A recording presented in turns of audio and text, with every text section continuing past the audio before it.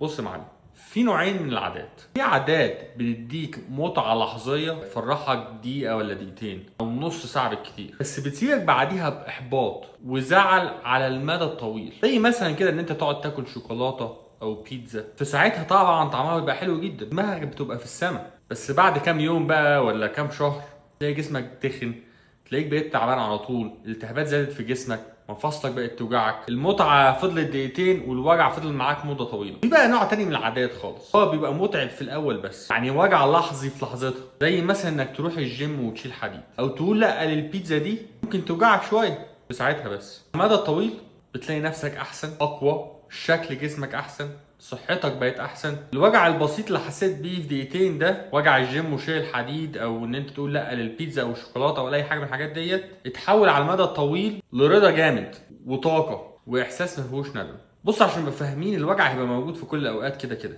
لو اخترت المتعه اللحظيه هتدفع ثمنها بعدين بوجع اطول وعلى المدى الطويل.